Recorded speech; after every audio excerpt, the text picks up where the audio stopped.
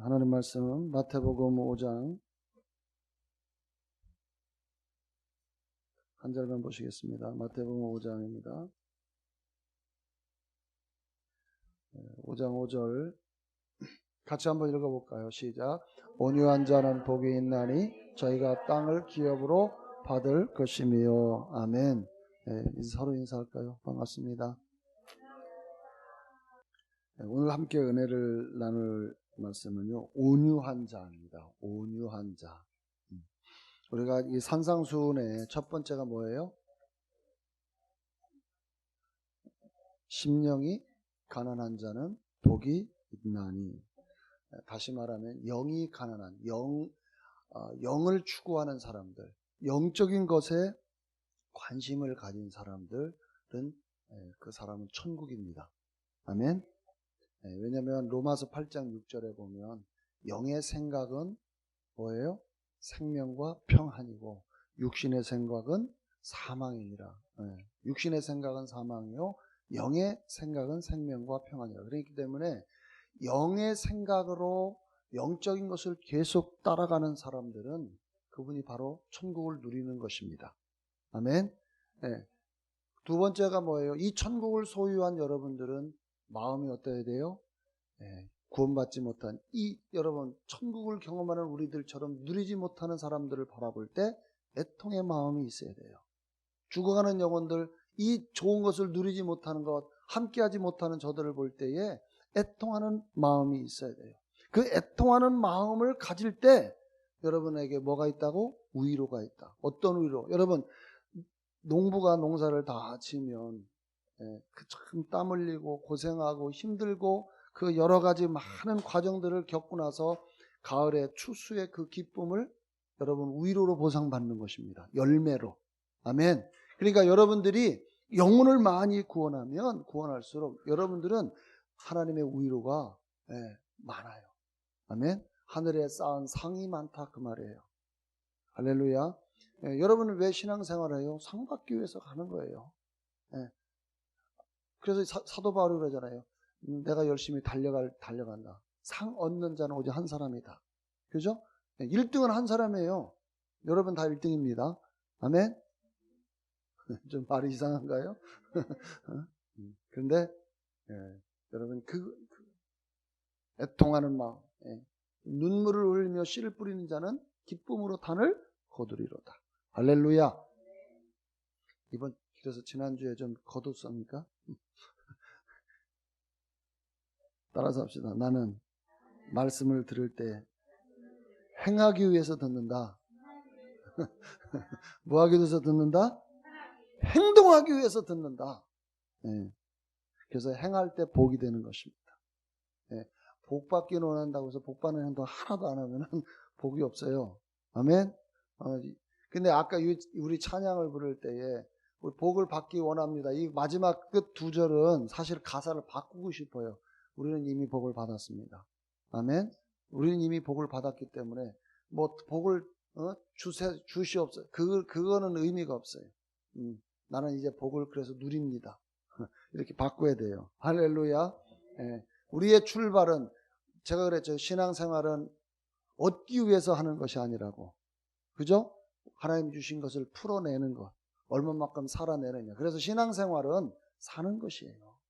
신앙생활은 사는 것이에요. 그냥 진리로 사는 것이에요. 신앙생활은.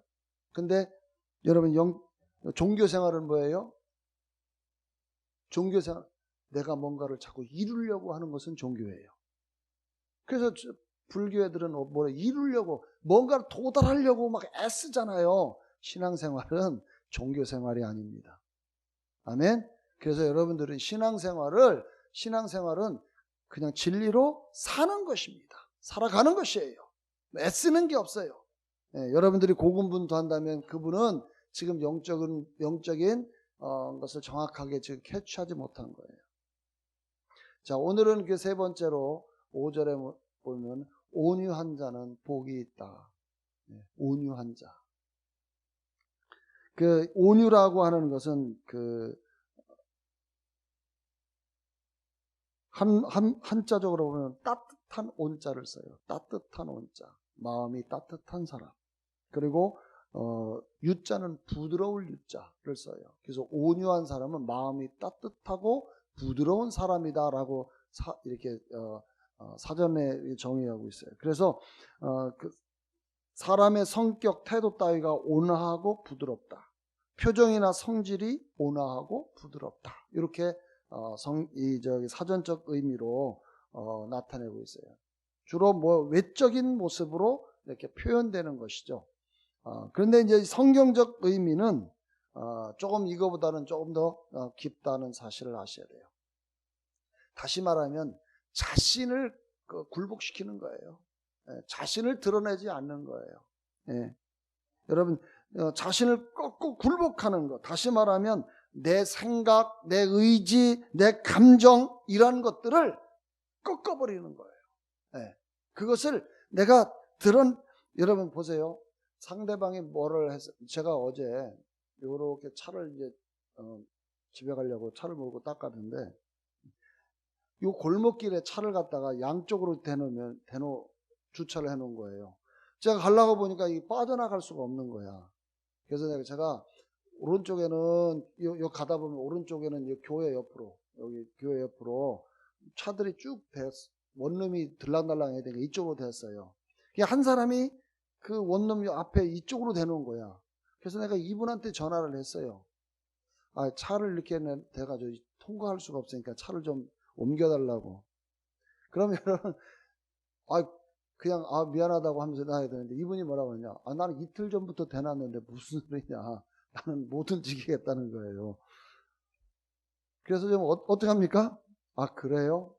알았다고 하고서 그 늦게 된 사람한테 전화를 하라는 거예요. 그렇게 전화를 하니까 전화기를 꺼놨어요.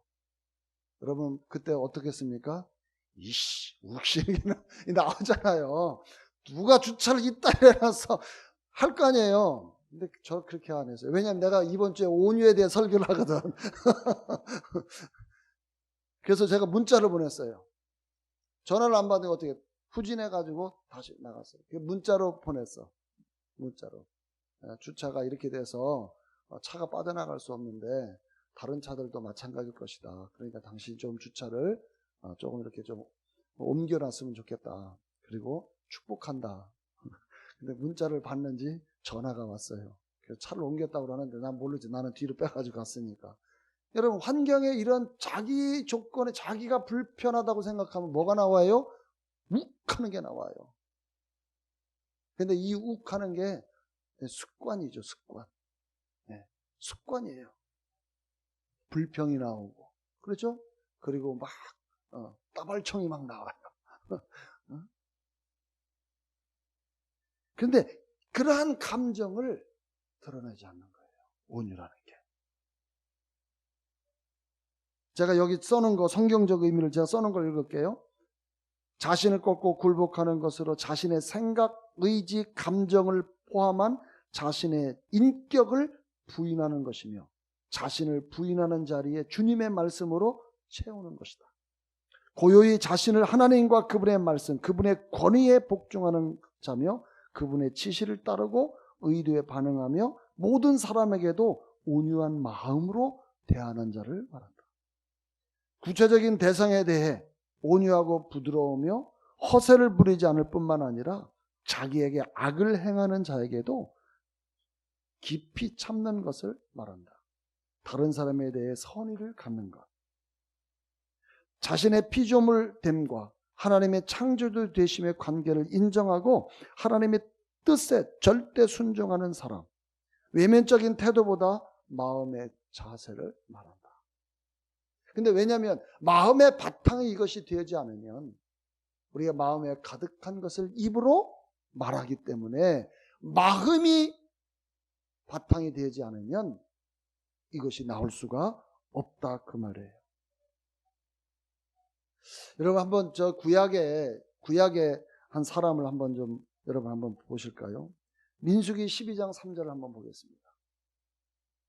자, 모세라는 사람이 얼마나 온유하냐면 주님께서 이렇게 말씀하십니다. 같이 읽습니다. 시작. 이 사람 모세는 온유함이 지면의 모든 사람보다 승하더라. 킹제임스는 어떻게 써놨니? 예. 그런데 그 사람 모세는 매우 온유하여 지면 위의 모든 사람보다 더 온유하더라. 그러니까 이 모세는 다른 사람보다도 월등하게 온유하다라고 말하고 있어요. 다시 개혁 한글로 바꿔보면, 자, 그런데 여러분 민수기 12장 사건이 뭔 줄 아십니까? 1절 보자. 1절. 자, 민수기 12장 사건을 잘 보세요. 시작. 모세가 구스 여자를 취하였더니 그 구스 여자를 취하였으므로 미리암과 아론이 모세를 비방. 보세요. 이 미리암과 아론은 누구예요? 아론은 형이고 모세의 형이고 미리암은 누이예요. 혈족이에요. 이해되시죠? 형제 자매예요. 근데 모세가 다른 여자를 취했어. 다시 말하면 재혼을 한 거예요. 재혼을 하니까 동생하고 형과 동생이, 자기 누이가 너 그거 잘못됐다고 막 비방을 하는 거예요. 비방. 여러분 이 비방을 받을 때 여러분 다른 사람이 나에게 비방을 해도 열받지만 친족이 같은 혈육이 비방을 하면은 더 열받죠. 사실은. 왜 그럴까요? 이해 못 해준다고. 같은 혈육인데. 우리는 그렇게 이야기하잖아요. 어떻게 내 형제가 더 이해 못하냐고 막 우리 더 화를 내잖아요. 지금 그 문제를, 재혼 문제를 가지고 지금 형과 누이가 지금 공격을 하는 거예요. 비방을 하는 거예요. 2절. 그들이 이르되 여호와께서 모세야만 말씀하셨느냐 우리와도 말씀하지 않았느냐 하며 여호와께서 이 말을 들으셨더라. 그러니까 자기들이 하는 말이 내 말이 아니라 누구의 말이냐? 하나님의 말이다 이거예요. 비방하는 것이 내가 너를 정당하다는 거예요. 그 비방이 정당하다는 거예요. 여러분이 비방을 받을 때 여러분의 태도는 어떻겠습니까? 그런데요, 놀랍게도 3절에 바로 주님께서 이 사람 모세가 어떤 사람이냐라는 이 사람의 성격을 부각을 시키는 거예요. 여기서 온유함이 모든 사람보다 월등하다. 모세는 온유한 사람이야. 뭘 암시해요? 지금 아론과 형과 누이가 너희들이 지금 그 모세를 향해서 비판하고 비방할 이유가 없다. 그런데 여러분들이 이 12장을 읽어보면 이 비방에 대해서 모세의 태도는 뭐냐면 어떻게 나에게 비방할 수 있어? 어떻게 형이 나한테 그렇게 말할 수 있어? 이렇게 막 따지고 화를 내고 오히려 거기에 분개하는 모세가 아니라 하나님의 처분을 기다리면서 하나님께서 이 문제를 어떻게 해결하실 것인가를 기다리면서 대응했다고 하는 것이 이 12장 전체의 이야기입니다. 하나님께서 이 문제를 가지고 미리암, 누이에 대해서 문둥병을 들게 했어요. 그렇죠? 문둥병을 들게 하니까 모세가 이 아론과 형과 누이를 위해서 기도를 합니다. 그래서 그것이 회복되어지는 모습을 보게 되어져요. 온유함이라는 것이 바로 이런 것입니다. 여러분이 인생을 살아가면서 여러분을 욕하고 여러분을 비방하고 여러분에 대해서 참소하고 여러분에 대해서 누가 뭐라고 막 할 때 여러분들이 거기에 대해서 금방 욱하는 것이 아니라 그럴 때마다 온유함을 드러내야 한다는 것입니다. 할렐루야. 여러분, 근데 이 모세라는 사람이 처음부터 이랬을까요? 모세라는 사람이요, 사실은 그 애굽의 왕자로 있으면서 40대가 되었을 때에 왕자로 생활하다가 40대가 될 때에 자기 동족의 어떠함을 알아보려고 갔잖아요. 나가보니까 애굽 사람과 이스라엘 사람과 막 싸우는 거예요. 그래가지고 그 문제를 어떻게 해결해요? 애굽 사람을 죽여버리잖아요. 그 정도로 그 혈기가 왕성했던 사람이에요. 그런데 하나님께서 그를 어디로 보내요? 광야로. 그 일로 인해서 들통나가지고 광야에서 40년간 왕자에서, 생각해보세요. 왕자에서 갑자기 그 거칠은 광야에서 양을 치는 목동으로 40년간을 훈련을 받아요. 이 훈련을 통해서 모세의 그 성품이 다듬어졌다는 것이에요. 여러분, 그 다듬어진 모세를 통해서 하나님께서는 어떤 임무를 맡기냐? 바로 출애굽이라고 하는 엄청난 대사명을 맡겨주는 것입니다. 지도자는 온화한 성품을 가진 사람이에요. 온유한 성품을 가져야 돼요. 모든 사람에 대해서 자기의 적으로 돌리는 것은 어리석은 것입니다. 그것은 적을 만드는 것이, 적을 돌린다는 것은 적을 만드는 것입니다. 품을 줄 알아야 돼요. 이것이 지도자의 덕목이에요. 보세요. 출애굽한 이스라엘이 갈 때마다 이스라엘 사람들이 어떻게 했어요? 조금만 불편하면 원망하고 애굽으로 돌아가자. 돌로 모세를 쳐 죽이려고 하고, 이런 엄청난 그런 압박이 모세를 참 힘들게 했어요. 그 과정 속에 그때그때 이스라엘 백성들이 그때그때 화를 내고 그때그때 원망하고 그때그때마다 자꾸 막 돌을 던져 죽이려고 할 때에 모세의 이 성품이 온화하지 않았다면 어땠을까요? 그때마다 받아쳤다. 난 우리를 왜 여기서 이 쓴물을 먹게 하느냐? 여기는 고기도 없고 마늘도 없고 외도 없고 우리가 애굽으로 돌아가자. 애굽은 그런 거 먹었지 않느냐? 여러분, 계속 불평하고 원망할 때마다, 모세를 향해서 막 손가락질할 때마다, 모세가 그때마다 다듬어지지 않는 온화한 이러한 마음, 온유한 마음이 없었다면 모세는 아마 제명에 못 살 것 같아. 제가 봐도. 그런데 그것을 견디고 40년간을 이 이스라엘, 그 거친 이스라엘 백성들을 광야로 이끌어냈다는 사실은 대단한 성품을 훈련받았다는 사실을 아셔야 돼요. 할렐루야. 요셉이라는 사람이 있어요. 요셉. 아시죠? 야곱의 막둥이.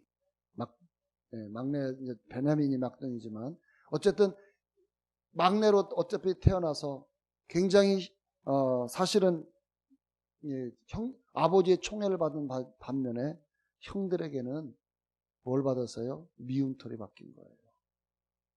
근데 그 요셉도 여러분 한번 생각해 보세요.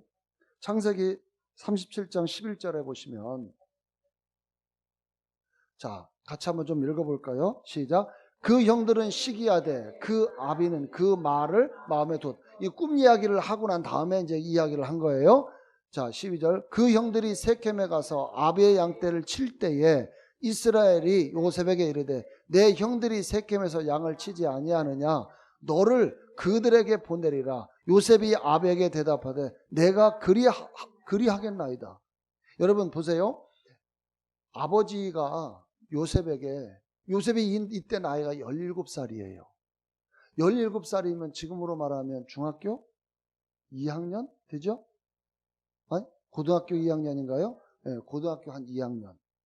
자, 그런데 지금 아버지가 있는 헤브론에서 세켐까지가 얼마나 걸리냐면 100km예요. 100km. 100km를 양을 치는 형들의 안부가 궁금해서 지금 막내 이 요셉을 지금 보내는 거예요. 그래서 이 요셉이 혼자 이 100km를 가겠다고 하는 거예요. 여러분 같으면 어떻게 했어요? 우리 병원한테 여기 가서 좀 콩나물 좀 하나 사오라. 그러면 주둥아리가 이만큼 나올까요? 안 나올까요? 지금 자기는 열심히 다른 거 하고 있는데 심부름 시킨다고. 그런데 지금 아버지가 요셉에게 형 100km, 옛날에 지금이야 자동차가 있으니까 휙 갔다 오지만 여러분 걸어서 100km를 어떻게 하겠어요? 100km를 제가 행군해 보니까요, 잠을 한 번 안 자고 24시간을 걸어야 100km를 가요. 24시간 하루 종일 제가 걸어봤어요. 잠 안 자고. 와, 너무 힘들어요. 그러니까 조금 쉬엄쉬엄해서 간밤 최소한 2, 3일은 걸린다고 봐야 돼요. 그 길을 걸어서 갔다 오는 거예요. 또 읽습니다. 시작. 이스라엘이 그에게 이르되 가서 내 형들과 양떼가 다 잘 있는 여부를 보고 돌아와 내게 고하라 하고 그를 헤브론 골짜기에서 보내매 이에 세켐으로 가니라. 자, 15절. 어떤 사람이 그를 만나자 그가 들에서 방황하는지라. 그 사람이 그에게 뭐라 가로되 네가 무엇을 찾느냐. 그가 가로되 내가 나의 형들을 찾아오니 청컨대 그들의 양치는 곳을 내게 가르쳐. 세켐에 딱 도착해 그 어려운 100km를 가가지고 딱 갔는데 형을 못 찾는 거예요. 형들을 못 찾는, 양들을 못 찾는 거예요. 그러니까 막 방황하는 거예요. 여러분이 어떤 목적지를 향해 갔는데 거기 목적지에 여러분이 원하는 게 없다. 그러면 뭐가 또 주둥아리만큼 나오겠죠. 오늘 왜 자꾸 주둥아리 얘기하는지 모르겠네. 또 입이만큼 나오겠죠. 뭐 이런 심부름시키 괜히 이런 없는데 막 힘들게 했다고. 근데 요셉의 성품을 보시면 막 찾아요. 아버지의 그 임무를 완수하려고 찾아요. 근데 보세요. 17절에 보니까 뭐냐면 그 사람이 그러는데 그들이 여기서 떠났느니라 내가 그들의 말을 들으니 도단으로 가자 하더라. 요셉이 그 형들의 뒤를 따라 가서 도단에서 그를 만난다. 여러분 세켐에서 도단까지는 또 몇 킬로면 30km를 더 가야 돼요. 그게 총 몇 킬로를 간 거예요? 130km를 가서 아버지의 그 심부름을 완수하려고 하는 이 성품, 불평, 불만, 원망, 시기, 질투 이런 것이 아니라 끝까지 책임을 완수하려고 하는 이 성품. 이게 누구의 성품? 이게 바로 요셉의 성품이었다.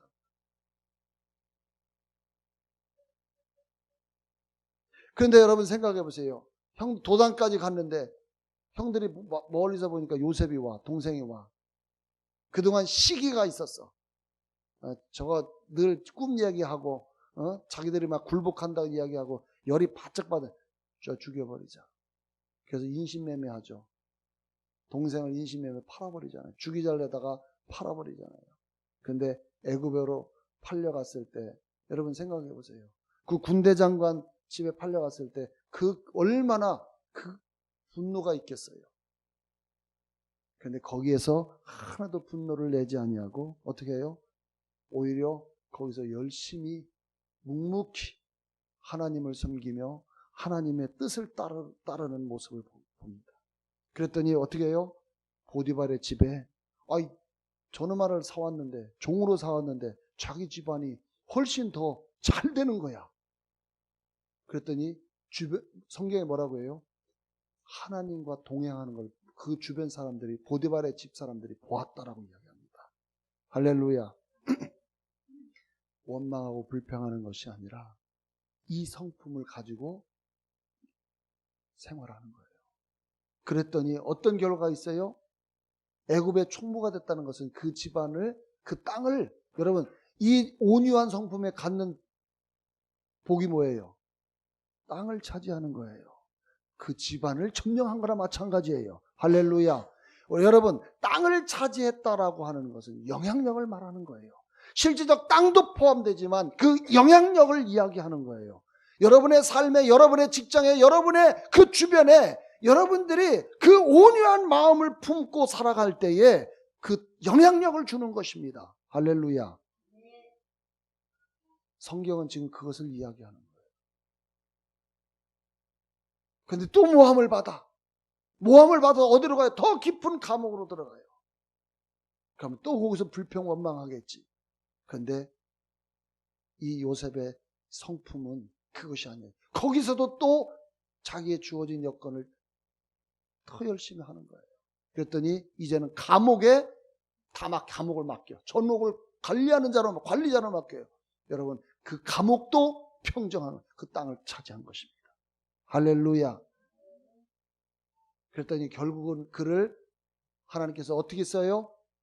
애굽의 총리로, 애굽을 전체를 다스리는 자로, 하나님이 그 애굽 전체를 다스리는 땅을 차지하는 자로 만들어 버리더라 그 말이에요. 할렐루야. 온유한 성품이 이러한 엄청난 결과를 내는 것입니다.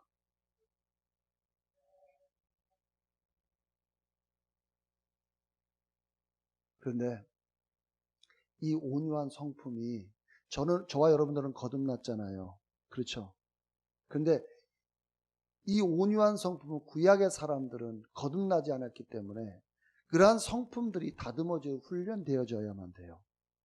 그런데 저와 여러분들은 이 온유한 성품을 가졌다는 사실을 아셔야 돼요. 마태복음 11장 29절, 마태복음 11장 29절에 보면 시작. 나는 마음이 온유하고 겸손하니 나의 멍에를 메고 내게 배우라.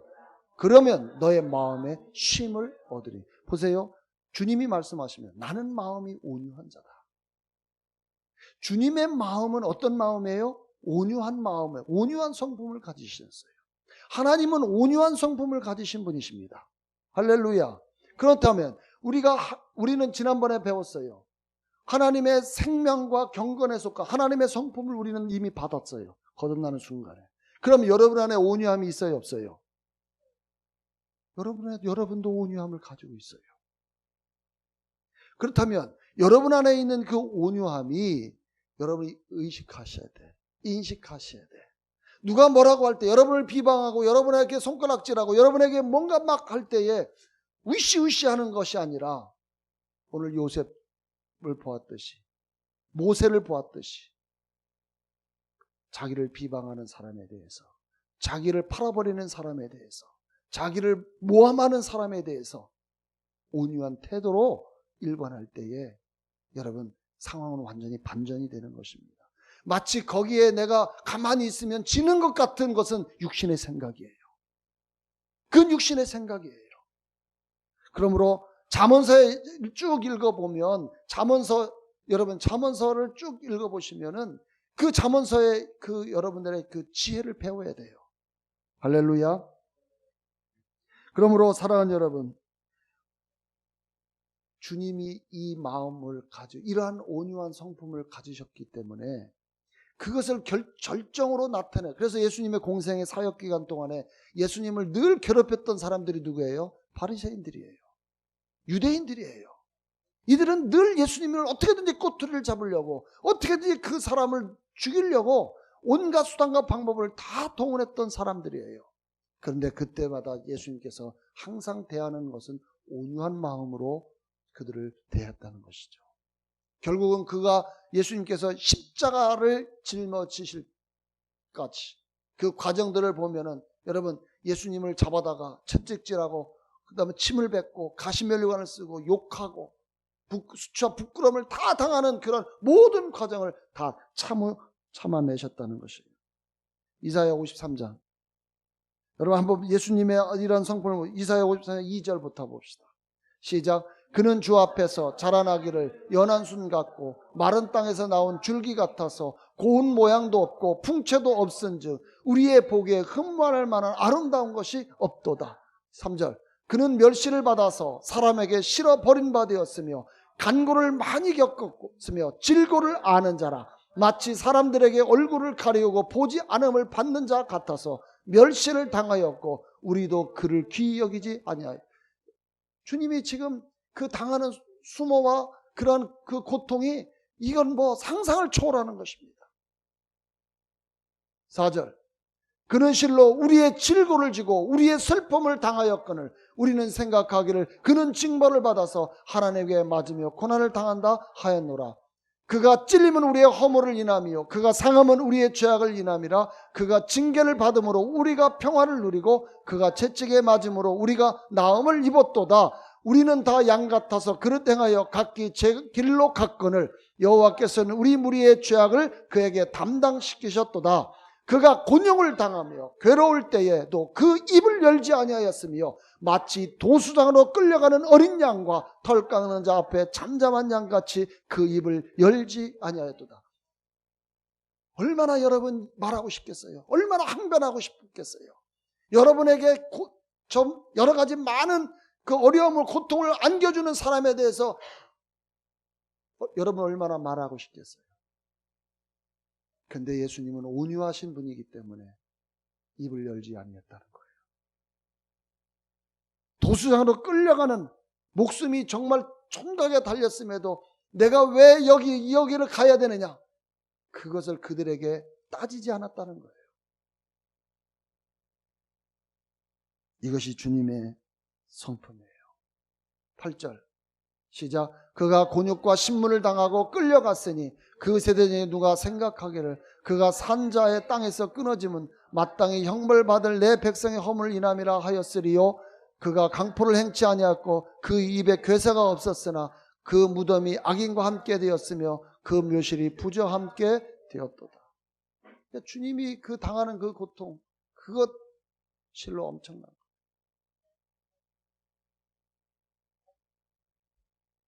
이 십자가의 이 사건으로 말미암아 온유함을 그대로 드러낸 거예요. 스데반 집사 아시죠? 스데반 집사가 사도행전 7장 쭉 읽어보시면 이스라엘 백성들에게 막 설교를 하죠. 그런데 그 소리를 듣다가 그들이 견디지 못하니까 어떻게 해요? 돌로 쳐버렸죠. 그런데 거기서 뭐라고 얘기해요? 성령이 충만한 모습. 오히려 그들에게 죄를 돌리지 말라고 하나님 앞에 기도하는 스데반의 모습을 보십시오. 이게 온유한 마음을 가진 사람이에요. 여러분들에게 해코지하는 사람들을 향해서 원망하고 불평하고 하는 것이 아니라 그를 위해서 기도해주는 사람이 온유한 성품이에요. 여러분은 이 성품을 가졌습니다. 아멘. 그러니까 이 성품을 가졌기 때문에 여러분은 뭐 어떻게 해야 돼요? 드러내야죠. 온유한 마음을 드러내야죠. 할렐루야. 한번 성경을 보겠습니다. 야고보서 3장 13절 시작. 너희 중에 지혜와 총명이 있는 자가 누구뇨? 그는 선행으로 말미암아 지혜의 온유함으로 그 행함을 보일지니. 지혜의 온유함으로 행함을 보이라는 거예요. 할렐루야. 그런데 이 온유함이 또 뭐냐면 갈라디아서 5장 22절 23절 시작. 오직 성령의 열매는 사랑과 희락과 화평과 오래 참음과 자비와 양성과 충성과 또 온유와 절제니 이 같은 것을 금지할 법이 없느니라. 22절을 같이 띄워봐. 여러분, 오직 성령의 열매라고 되어 있는데 이 성령의 열매라고 보다는 우리의 영의 열매예요. 왜냐하면 요 전에 뭘 이야기해요? 육신의 열매에 대해서 이야기해요. 육신에 대한 이야기를 해요. 그러니까 여러분의 영의 열매 중에 하나가 뭐냐면 온유예요. 여러분의 영의 열매를 맺기를 원하십니까? 그러면은 여러분이 이 온유를 나타내십시오. 온유를 드러내십시오. 아멘. 고린도전서 13장 4절부터 8절 한번 읽어봅시다. 시작. 사랑은 오래 참고 사랑은 온유하며 사랑은 뭐라고요? 사랑은 온유하다는 거예요. 그러니까 이 온유의 바탕은 뭐예요? 사랑이에요. 사랑. 그러니까 이 온유한 마음을 갖는 이유는 뭐냐면 이 온유함은 사랑의 근원. 이 사랑은 아가페 사랑을 말하는 거예요. 그러니까 여러분에게 해코지하는 사람에게 보복하는 것이 아니라 오히려 사랑의 근거에서 그 사람을 대우하는 것입니다. 사랑은 온유한 것입니다. 계속 읽어볼까요? 투기하는 자가 되지 아니하며 사랑은 자랑하지 아니하며 교만하지 아니하며 또 분치 아니하며 자기의 유익을 굳지 아니하며 성내지 아니하며 악한 것을 생각지 아니하며 불의를 기뻐하지 아니하며 진리와 함께 기뻐하고 모든 것을 참으며 모든 것을 믿으며 모든 것을 바라며 모든 것을 견디느니라. 사랑은 언제든지 떨어지지 않아 예언도 패하고 방언도 그치고 지식도 패하리라. 결국은 사랑으로 행하는 모든 것이 여러분 5절 다시 무례히 행치 않다. 이런 모든 것들 여기에 나와 있는 이러한 것들은 사랑에 근거하는 것이거든요. 온유한 마음을 가진 사람들은 이런 것을 행하지 않는다.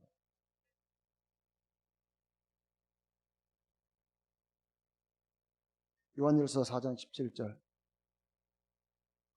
보세요. 요한일서 4장 17절 자 시작. 이로써 사랑이 우리에게 온전히 이룬 것은 우리로 심판날에 담대함을 가지게 하려 함이니 주의 어떠하신 것 같이 우리도 세상에서 그러하니라. 보세요. 주님이 온유하신 분이라고 하면 주님이 그러하신 것 같이 우리도 그러한 거예요. 그분이 온유를 나타냈다면 우리도 온유를 나타내는 거예요. 아멘. 베드로전서 3장 4절. 시작. 오직 마음에 숨은 사람을 온유하고 안정한 심령에 썩지 아니할 것으로 하라. 이는 하나님 앞에 값진 것입니다. 값진 것이에요. 할렐루야. 예, 온유하고 안정한 심령에 썩지 아니할 것으로 하라. 그러니까 우리 보고 온유함으로 하라는 이야기죠. 그런데 이러한 온유함을 받는 사람들이 받는 복이 뭐예요? 땅을 비워라. 자, 5장 5절 다시 띄워. 자, 온유한 자가 복이 있어요. 뭐가 땅을 기업으로 받는다. 아까 제가 이 땅에 대한 이야기를 잠깐 했는데요. 이 땅은 요셉처럼 여러분 무슨 진짜 땅을 받는 것도 포함이 되지만 내가 그 삶을 지배하고 있다고 하면 그것이 바로 여러분의 기업이 되는 것입니다. 이해되시겠습니까? 보세요. 보디발의 집에서 요셉이 가정 총무가 됐다고 하는 것은 모든 것을 관리하고 한다는 건 그 집을 점령한 거나 마찬가지예요. 그 기업이에요. 기업. 자기의 기업. 아멘. 감옥도 마찬가지고. 그리고 또 애굽 전체의 총리가 되었을 때 왕이 뭐라고 고백해요? 나는 허물뿐이다. 이 왕관 하나, 그냥 이거 하나뿐이다. 실질적인 통치자는 너다라고 이야기하잖아요. 아멘.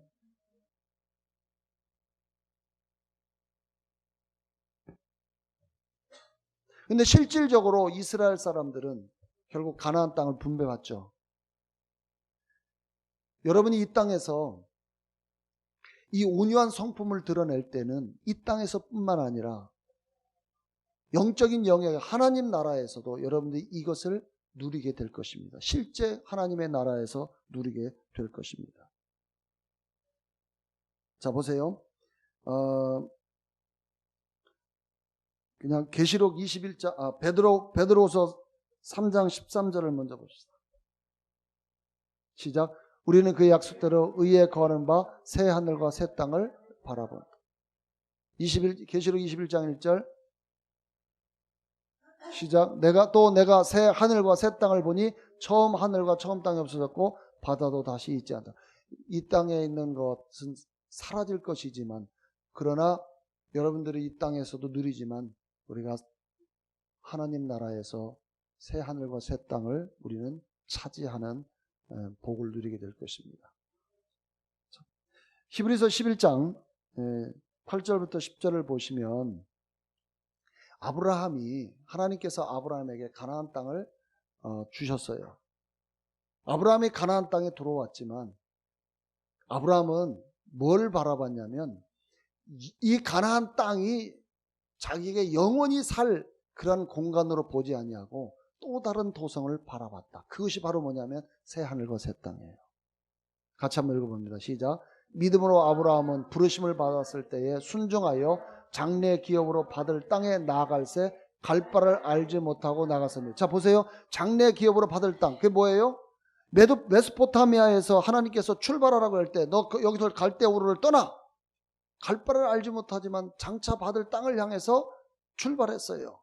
그래서 가나안 땅을 점령했죠. 자, 9절. 믿음으로 저가 외방에 있는 것 같이 약속하신 땅에 우거하여 동일한 약속을 유업으로 함께 받은 이삭과 야곱으로 더불어 장막에 거하였으니 이는 하나님의 경영하시고 지으실 터가 있는 성을 바랐어요. 아브라함, 이삭, 야곱 이 세 자녀들까지 포함해서 본인 포함해 이 사람들은 전부 다 뭘 말하냐면 하나님의 성을 바라왔다는 거예요. 그것이 바로 어디냐? 가나안 땅만이 아니라 이 땅은 자기의 육신의 삶을 살 때는 유효한 것이지만 영원한 나라를 바라보았다는 것입니다. 여러분들은 온유한 성품을 드러낼 때에 이 땅뿐만 아니라 하나님의 나라에서도 그것을 누리게 될 것입니다. 아멘. 여러분은 그거를 바라보셔야 돼요. 그런데 참 안타까운 것은 이 여러분의 성품을 드러내지 못할 때 이거 우리에게 보여주는 교훈이 있어요. 아까 여러분들에게 모세가 온유함이 모든 사람보다 더 높다라고 되어 있어요. 그렇죠? 그렇게 어려운 환경 속에서도 이스라엘 백성들을 이끌고 갔지만 이제 가나안 땅을 얼마 앞두고 이 결정적으로 이 모세가 실수를 하죠. 그것이 바로 민수기 20장에 나와 있는 무리바 사건이에요. 무리바 사건. 자, 여러분, 그래서 이 무리바, 하나님께서 모세 보고 이야기해요. 물이 없는 걸 불평하는 이스라엘 사람들을 향해서 주님께서 뭐라고 말씀하시냐면 바위에게 명하라고 됐어요. 명하면 물이 나올 것이다. 그런데 어떻게 했어요? 바위를 쳤어요. 물은 나왔어요. 그 결과가 뭐예요? 모세가 가나안 땅에 들어가지 못했다는 것이죠. 이것은 우리에게 뭘 이야기하느냐면 이 땅에서 우리가 온유함을 드러내지 않을 때 우리는 많은 것을 잃게 된다는 사실을 암시하고 있어요. 그러므로 사랑하는 여러분, 우리의 성품도 우리의 온유한 성품을 가지고 있어요. 주님이 가지고 하나님의 성품이 온유함이듯이 이제 우리는 그 온유함으로 인해서 여러분 손해를 보는 일이 없기를 바랍니다. 여러분 솔직한 예로 우리 얼마나 많은 내가 나에게 상대하는 많은 사람들에게 내가 막 욱하는 이 성질을 부려가지고 여러분 관계가 깨어지고 그렇죠? 그 다음에 그걸로 인해 가지고 막 열받는다고 내질러 가지고 얼마나 물질적 손해도 많이 보고 그렇습니다. 우리는 분명히 온유함을 드러내지 못함으로써 손해를 보는 것들이 굉장히 많아요. 이제는 우리가 내 안에 온유한 성품을 가졌으니 이게 내가 온유한 성품은 내가 풀어내야 이거는 당연한 거구나. 이제 모든 상대를 대할 때에 욱하고 하는 성격을 드러내는 것이 아니라 온유한 성품을 드러내는 여러분이 되시길 바랍니다. 그러면 여러분의 주변의 영향력은 더 확대가 될 것입니다. 하나님의 영광이 그 위에 임해서 여러분은 상상할 수 없는 일들을 경험하게 될 것입니다. 이번 한 주에 여러분 온유함을 실천해 보십시오. 온유함을 나타내 보이십시오. 자꾸 습관을 들이십시오. 여러분 그것이 잘 안 된다면 훈련하셔야 돼요. 훈련을 통해서 자꾸 드러내셔야 돼요. 그래서 언어부터 말부터 여러분이 조금 불편하는 것이 있으면 누가 이 주차를 이따위로 해서 이게 아니라 여러분의 온유함을 축복하십시오. 아멘. 기도하겠습니다.